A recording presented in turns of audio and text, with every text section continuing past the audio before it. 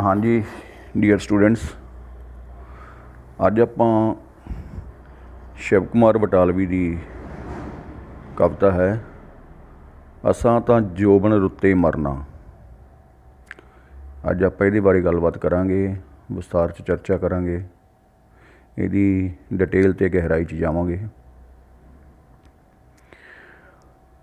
तां कविता दे बोल ने, असां तां जोबन रुत्ते मरना, मुड़ जाना असां भरे भराए, हिजर तेरे दी कर परकरमा, असां तां जोबन रुत्ते मरना।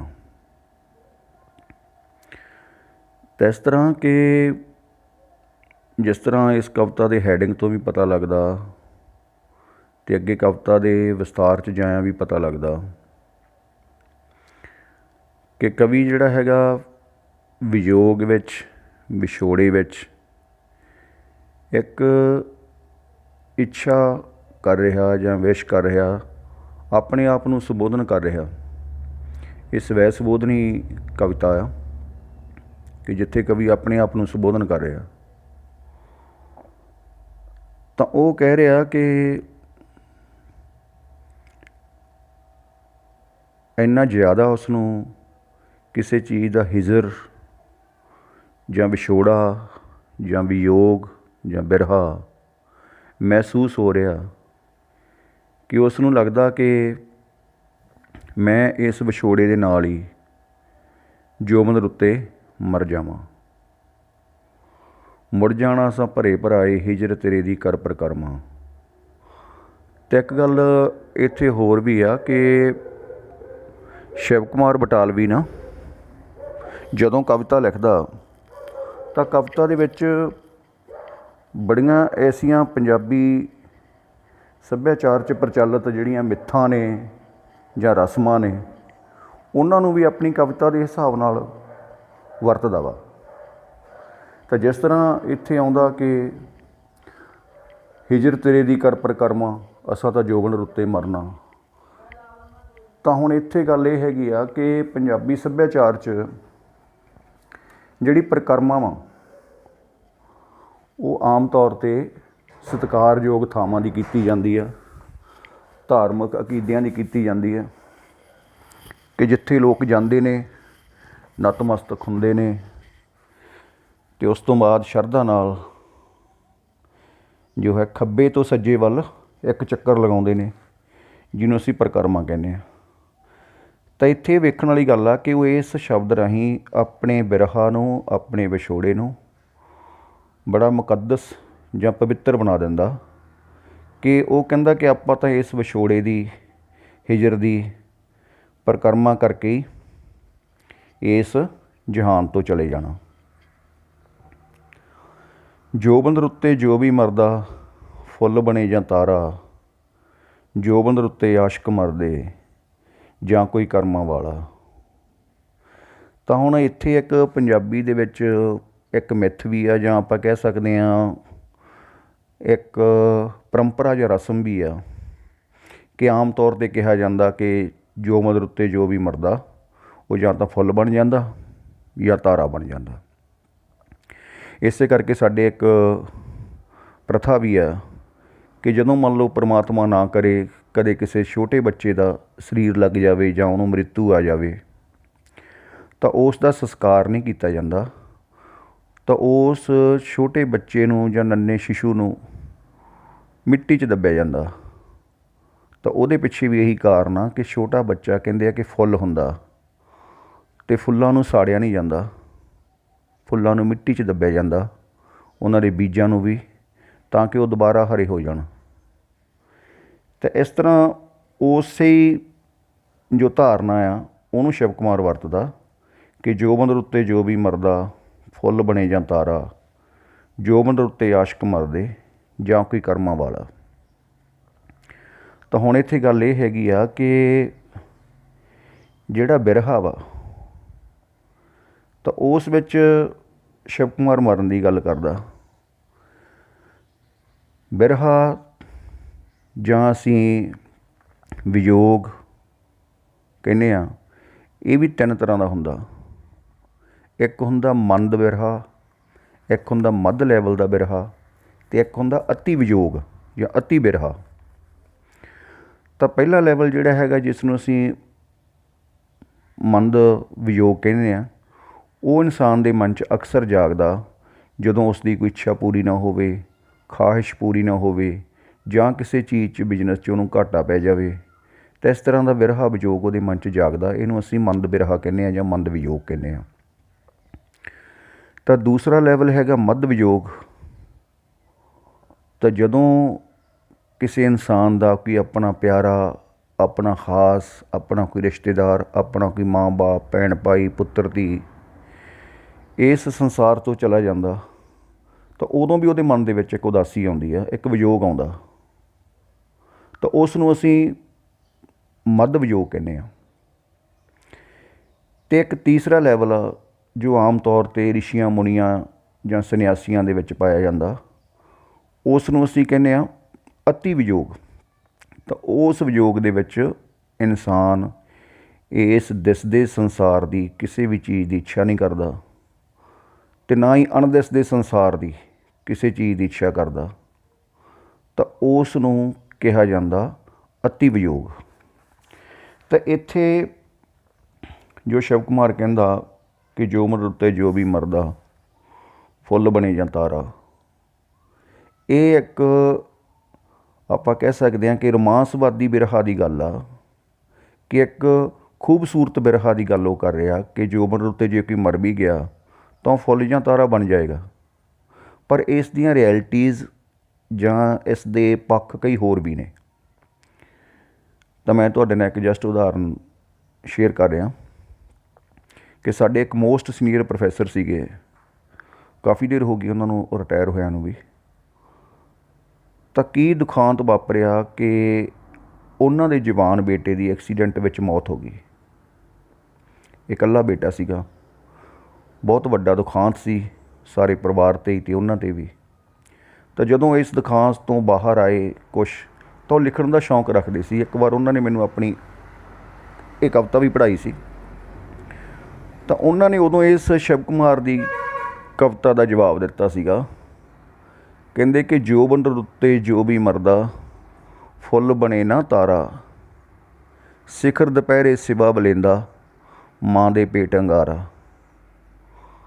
ਤਾਂ ਉਸ ਮਾਂ ਨੂੰ ਪੁੱਛ ਕੇ ਦੇਖੋ, ਉਸ ਮਾਂ ਬਾਪ ਨੂੰ ਪੁੱਛ ਕੇ ਦੇਖੋ ਕਿ ਜਿਨ੍ਹਾਂ ਦਾ ਕੋਈ ਬੱਚਾ ਜਵਾਨੀ 'ਚ ਤੁਰ ਜੇ, ਉਹ ਕਿੰਨੇ ਦੁਖੀ ਹੁੰਦੇ ਆ ਜਾਂ ਕਿੰਨਾ ਦਰਦ ਉਹਨਾਂ ਨੂੰ ਹੁੰਦਾ। ਤਾਂ ਅੱਗੇ ਸ਼ਿਵ ਕੁਮਾਰ ਲਿਖ ਰਿਹਾ, ਜਾਂ ਉਹ ਮਰਨ ਕਿ ਜਿਨ੍ਹਾਂ ਲਿਖਾਏ ਹਿਜਰ ਧੁਰੋਂ ਵਿੱਚ ਕਰਮਾ, ਹਿਜਰ ਤੁਹਾਡਾ ਅਸਾਂ ਮੁਬਾਰਕ ਨਾਲ ਬੈਸ਼ਤੀ ਖੜਨਾ, ਅਸਾਂ ਤਾਂ ਜੋਬਨ ਉੱਤੇ ਮਰਨਾ। ਤਾਂ ਉਹ ਕਹਿੰਦਾ ਵੀ ਜੋਬਨ ਉੱਤੇ ਜਾਂ ਉਹ ਮਰਦੇ ਆ ਜਿਨ੍ਹਾਂ ਨੇ ਧੁਰਾਂ ਤੋਂ ਹੀ, ਜਿਹਨੂੰ ਆਪਾਂ ਮਸਤਕ ਦੇ ਲੇਖ ਕਹਿੰਦੇ ਹਾਂ, ਜਿਨ੍ਹਾਂ ਨੇ ਧੁਰੋਂ ਹੀ ਆਪਣੇ ਮਸਤਕ ਵਿੱਚ, ਆਪਣੇ ਲੇਖਾਂ ਵਿੱਚ ਬਿਰਹਾ ਲਿਖਾਇਆ ਹੋਵੇ। ਅਤੇ ਉਹ ਕਹਿੰਦਾ ਕਿ ਜਿਸ ਤਰ੍ਹਾਂ ਮੈਂ ਪਹਿਲਾਂ ਵੀ ਗੱਲ ਕੀਤੀ ਸੀ ਆਪਾਂ, ਕਿ ਉਹ ਆਪਣੇ ਇਸ ਬਿਰਹਾ ਨੂੰ ਪਰਿਕਰਮਾ ਸ਼ਬਦ ਵਹਿਸ਼ਤ, ਵਹਿਸ਼ਤ ਕਹਿੰਦੇ ਨੇ ਸਵਰਗ ਨੂੰ, ਇਸ ਤਰ੍ਹਾਂ ਦੇ ਸ਼ਬਦਾਂ ਨਾਲ ਇੱਕ ਹਾਈਟ 'ਤੇ ਲੈ ਜਾਂਦਾ, ਇੱਕ ਪੀਕ 'ਤੇ ਲੈ ਜਾਂਦਾ। ਤਾਂ ਉਹ ਕਹਿੰਦਾ ਕਿ ਆਫਟਰ ਡੈਥ, ਮੌਤ ਤੋਂ ਬਾਅਦ ਵੀ ਕਹਿੰਦਾ ਤੇਰਾ ਬਿਰਹਾ ਜਾਂ ਜਿਹੜਾ ਮੇਰੇ ਮਨ 'ਚ ਇਹ ਬਿਰਹਾ ਜਾਂ ਵਿਯੋਗ ਆ, ਇਹ ਖਤਮ ਨਹੀਂ ਹੋਊਗਾ। ਇਹ ਮੇਰੇ ਨਾਲ ਉਸ ਤੋਂ ਅੱਗੇ ਵੀ ਯਾਤਰਾ ਕਰੂਗਾ ਕਿ ਸਵਰਗਾਂ ਤੱਕ ਜਾਊਗਾ। ਤਾਂ ਇੱਥੇ ਇੱਕ ਸ਼ਬਦ ਵਾਰ-ਵਾਰ ਆ ਰਿਹਾ ਕਿ ਇਸ਼ਕ ਜਾਂ ਆਸ਼ਿਕ, ਕਿ ਜੋ ਬੰਦ ਉੱਤੇ ਆਸ਼ਿਕ ਮਰਦੇ। ਹੁਣ ਜਿਹੜਾ ਆਸ਼ਿਕ ਸ਼ਬਦ ਆ, ਇਹ ਬਹੁਤ ਗਹਿਰੇ ਅਰਥਾਂ ਦਾ ਧਾਰਨੀ ਆ, ਬੜੇ ਵਿਸ਼ਾਲ ਅਰਥ ਨੇ ਇਹਦੇ। ਇਸ਼ਕ ਦੇ ਵੀ ਬੜੇ ਵਿਸ਼ਾਲ ਅਰਥ ਨੇ। ਤਾਂ ਆਮ ਤੌਰ 'ਤੇ ਇਸ਼ਕ ਦੀ ਡੈਫੀਨੇਸ਼ਨ ਇਹ ਦਿੱਤੀ ਜਾਂਦੀ ਆ ਕਿ ਆਪਣੇ ਤੋਂ ਕਿਸੇ ਵੱਡੇ ਮੁਕਾਮ ਲਈ ਜਾਂ ਆਪਣੇ ਕਿਸੇ ਪਸੰਦੀਦਾ ਮੁਕਾਮ ਲਈ ਆਪਣੇ ਆਪ ਨੂੰ ਫਨਾਹ ਕਰ ਦੇਣਾ, ਉਸ ਨੂੰ ਇਸ਼ਕ ਕਿਹਾ ਜਾਂਦਾ। ਤਾਂ ਉਸ ਨਜ਼ਰੀਏ ਤੋਂ ਦੇਖੀਏ ਤਾਂ ਇਸ ਦਾਇਰੇ ਦੇ ਵਿੱਚ ਬਹੁਤ ਸਾਰੇ ਲੋਕ ਆ ਜਾਂਦੇ ਨੇ। ਉਹਦੇ ਵਿੱਚ ਆਜ਼ਾਦੀ ਘੁਲਾਟੀਏ ਵੀ ਆ ਜਾਂਦੇ ਨੇ, ਭਗਤ ਸਿੰਘ, ਕਰਤਾਰ ਸਿੰਘ ਸਰਾਭੇ ਵੀ ਆ ਜਾਂਦੇ ਨੇ, ਤਾਂ ਉਹਦੇ ਵਿੱਚ ਸਾਡੇ ਸ਼ਹੀਦ ਵੀ ਆ ਜਾਂਦੇ ਨੇ, ਗੁਰਮਤਿ ਦੇ ਸ਼ਹੀਦ ਵੀ ਆ ਜਾਂਦੇ ਨੇ। ਤਾਂ ਇਸ ਤਰ੍ਹਾਂ ਇਹ ਇੱਕ ਬਹੁਤ ਵਿਸ਼ਾਲ ਕਨਸੈਪਟ ਆ ਇਸ਼ਕ ਦਾ। ਇਸ ਨੂੰ ਅਸੀਂ ਸੀਮਤ ਅਰਥਾਂ 'ਚ ਨਹੀਂ ਲੈ ਸਕਦੇ, ਪਰ ਇੱਥੇ ਜੋ ਸ਼ਿਵ ਕੁਮਾਰ ਆ ਉਹਨੂੰ ਇੱਕ ਖਾਸ ਪਰਟੀਕੂਲਰ ਸੀਮਤ ਅਰਥਾਂ ਦੇ ਵਿੱਚ ਹੀ ਵਰਤੋਂ ਕਰ ਰਿਹਾ ਇਸ ਦੀ। ਤਾਂ ਉਹ ਕਹਿੰਦਾ ਕਿ ਅੱਗੇ ਹੈ, ਸੱਜਣ ਜੀ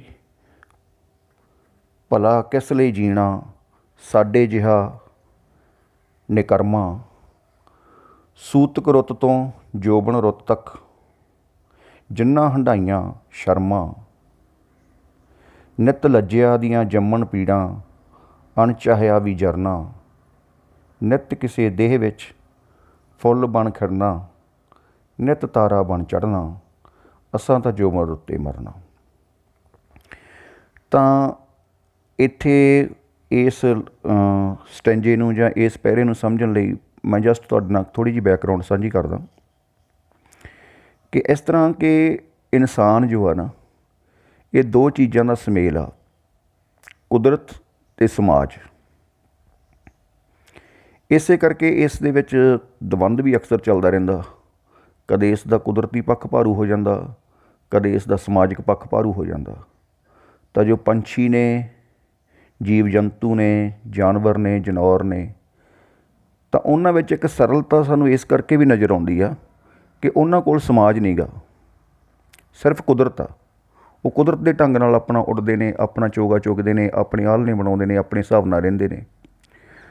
ਤਾਂ ਇਨਸਾਨ ਨੇ ਸਮਾਜ ਸਿਰਜਿਆ, ਪਰ ਇਹਦਾ ਜੋ ਬਾਈ ਬਰਥ ਇਹ ਕੁਦਰਤੀ ਰੂਪ ਹੈ ਇਹਦਾ, ਅਤੇ ਇਸ ਕਰਕੇ ਇਹਦੇ ਕੁਦਰਤੀ ਰੂਪ ਅਤੇ ਸਮਾਜਿਕ ਰੂਪ 'ਚ ਸੰਘਰਸ਼ ਚੱਲਦਾ ਰਹਿੰਦਾ।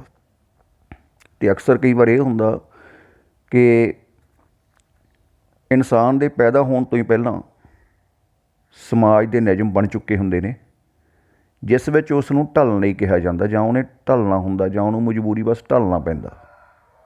ਤਾਂ ਉਹ ਜਿਹੜਾ ਮਜਬੂਰੀ ਬਸ ਢਲਣਾ ਪੈਂਦਾ ਕੁਦਰਤੀ ਪੱਖ ਨੂੰ, ਤਾਂ ਉਹ ਇੱਕ ਦੁਖਾਂਤ ਪੈਦਾ ਕਰਦਾ ਇਨਸਾਨ ਦੇ ਮਨ 'ਚ।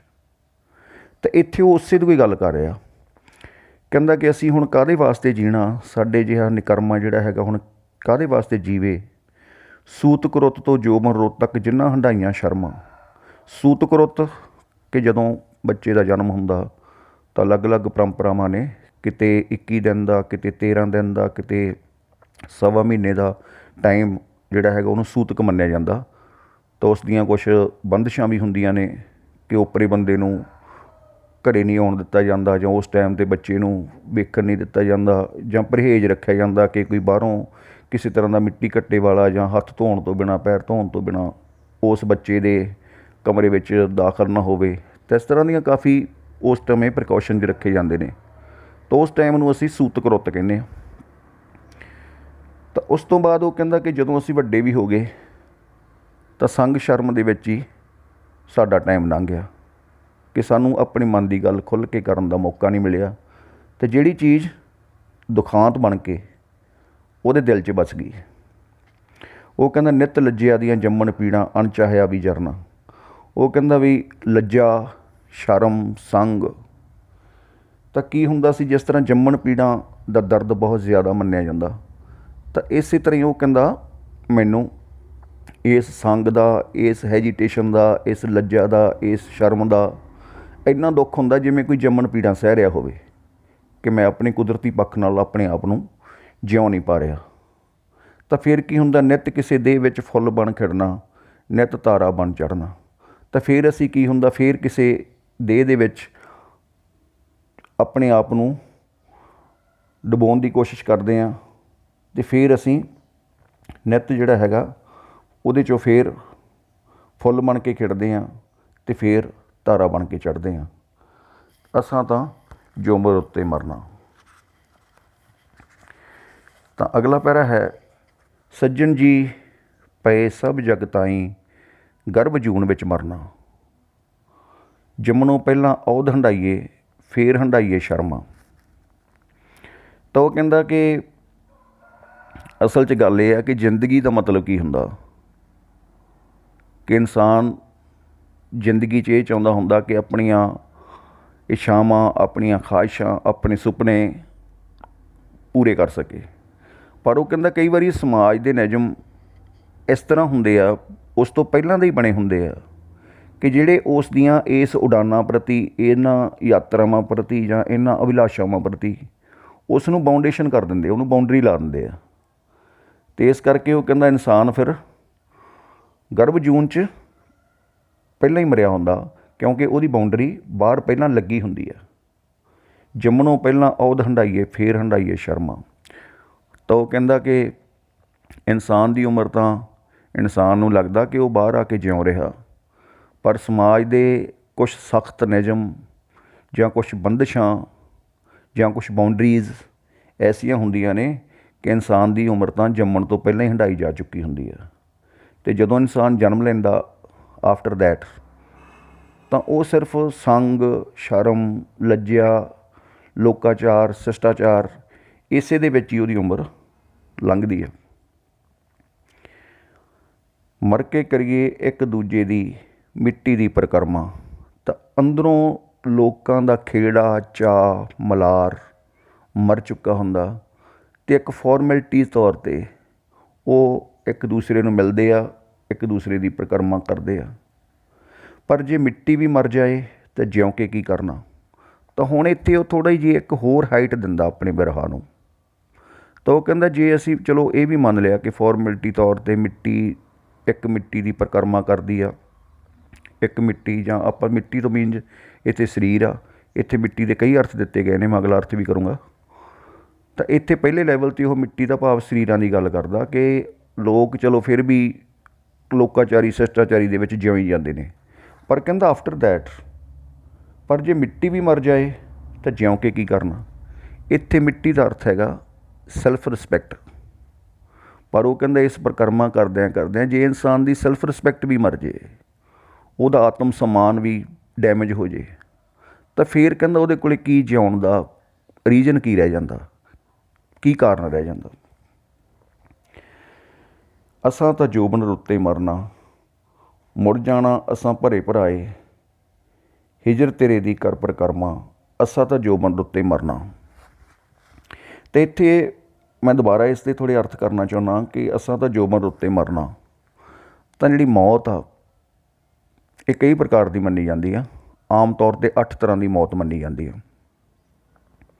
ਉਹਦੇ ਵਿੱਚ ਇਨਸਾਨ ਦੀ ਸਮਾਜਿਕ ਮੌਤ, ਜਿਹਦਾ ਮੈਂ ਜ਼ਿਕਰ ਕਰ ਚੁੱਕਾ ਪਹਿਲਾਂ।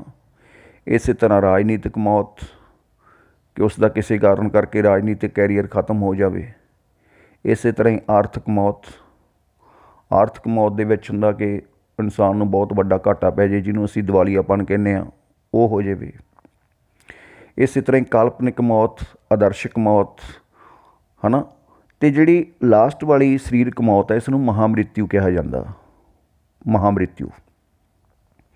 ਤਾਂ ਇੱਥੇ ਜਿਹੜਾ ਸ਼ਿਵ ਆ, ਤੁਸੀਂ ਇੱਕ ਗੱਲ ਦੇਖੋ, ਨੋਟ ਕਰੋ ਕਿ ਸ਼ਿਵ ਸੁਸਾਈਡਰ ਨਹੀਂ ਹੈਗਾ, ਆਤਮਘਾਤੀ ਨਹੀਂ ਹੈਗਾ। ਉਹ ਆਪਣਾ ਆਤਮਘਾਤ ਨਹੀਂ ਕਰ ਰਿਹਾ, ਨਾ ਇਸ ਤਰ੍ਹਾਂ ਦੀ ਗੱਲ ਕਰ ਰਿਹਾ। ਉਹ ਜਸਟ ਆਪਣੇ ਬਿਰਹਾ ਨੂੰ ਖੂਬਸੂਰਤ ਬਣਾ ਰਿਹਾ, ਜਸਟ ਉਹਦੀ ਐਕਸਪੈਕਟੇਸ਼ਨ ਆ। ਤਾਂ ਇੱਥੇ ਉਹ ਇੱਕ ਕਾਲਪਨਿਕ ਮੌਤ ਦੀ ਗੱਲ ਕਰ ਰਿਹਾ, ਜਿਹੜੀ ਉਹਦੇ ਖਿਆਲਾਂ 'ਚ ਆ ਕਿ ਹਾਂ ਕਾਸ਼ ਇਸ ਤਰ੍ਹਾਂ ਹੋ ਜਾਵੇ। ਕਿਉਂਕਿ ਅਸੀਂ ਜਾਣਦੇ ਹਾਂ ਕਿ ਸ਼ਿਵ ਕੁਮਾਰ ਨੇ ਸੁਸਾਈਡ ਨਹੀਂ ਕੀਤਾ, ਆਤਮਘਾਤ ਨਹੀਂ ਕੀਤਾ।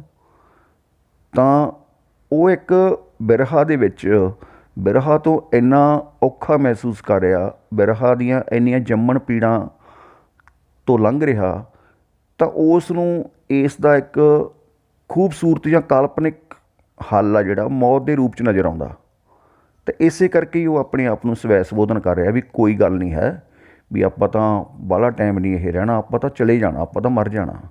ਜਿਵੇਂ ਬੰਦਾ ਇਨਸਾਨ ਤੰਗ ਹੋ ਕੇ ਕਹਿੰਦਾ ਵੀ ਇਹ ਇੰਨੀ ਤੰਗੀ ਨਾਲੋਂ ਤਾਂ, ਇੰਨੀ ਦੁਸ਼ਵਾਰੀਆਂ ਨਾਲੋਂ ਤਾਂ ਮਰੇ ਚੰਗੇ ਆ। ਤਾਂ ਉਹਦੀ ਇੱਕ ਕੁਛ ਪਲ ਦੀ ਫੀਲਿੰਗ ਆ।